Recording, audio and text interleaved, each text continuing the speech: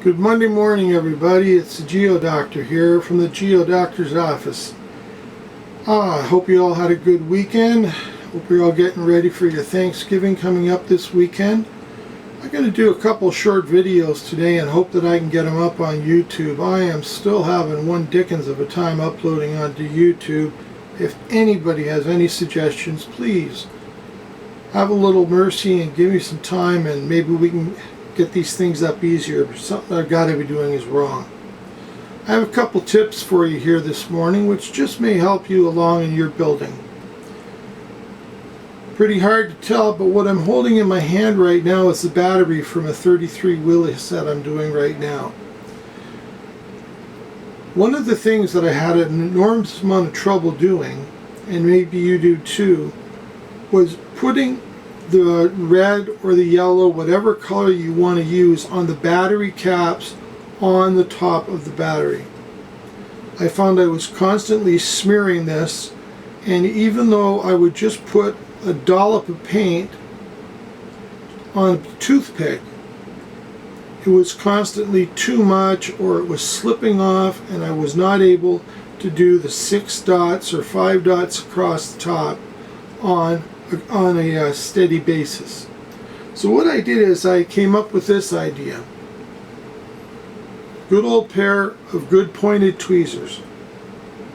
Now what I did is I used the one edge of the tweezer to go up against the size of the battery.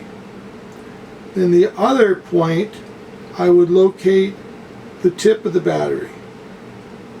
Once I got that distance between the forks of the tweezers, I simply put a piece of masking tape around the tweezer, and then I could relax my grip on the tweezer and just hold it by the top. But that kept this at a steady spacing. Then I would just take the one tip, dip it in the paint, come back, go over to the edge, and just rock it forward. Touch, come back, rock it forward, touch, do the next one, rock it forward, touch, until I had completed and I managed to get all the battery caps done. And this has served me well on a number of models now, and usually it's the first time every time. You don't need to put much tape on it, or much paint rather, on the tip, but it works very well, and hopefully that'll help any of you who get frustrated with doing that little task to make it a little bit easier. Now the second tip today I want to share with you very quickly.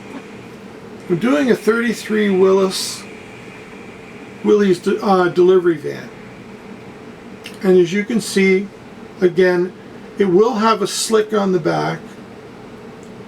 I have in my hand here a Detail Master Mickey Thompson slick, which is considerably bigger than the tire I was going to use here. And while I was watching Dr. Cranky's video recently on putting in the oversized tire, I was wondering if other people had trouble discovering the radius and how to radius the wheel well to fit the new tire. Now if I was going to put this tire in, here's what I would do. Go to your local hardware store. Bring your tire along with you. Go where they sell washers. Find yourself a washer that exactly replicates the diameter of this tire. The center part of the washer, after you mock up your car and your axle is there, simply put the center part of the washer over your axle. Now you know exactly where to place the radius markings by simply tracing around where the washer, the edge of the washer would be located, because the center of the washer is right where your axle should be. Now what I also usually do is I'll buy 2 washers 2 sizes up from the one I have. That way, depending on how much extra in the wheel well you want, so your tire doesn't rub, you can use whichever washer you want, and that way there'll be no rubbing and you'll have a perfectly radius tire well every time you do a build. Wanted to share those 2 tips with you this morning on this fine Monday morning. I hope to be back to you shortly today, and Dr. Cranky, I hope to give you an update on the bare styrene build. It'll be the second video in that series. So until then, gentlemen, have a good day. Peace. Be safe and good health to you and your family. Okay, bye for now.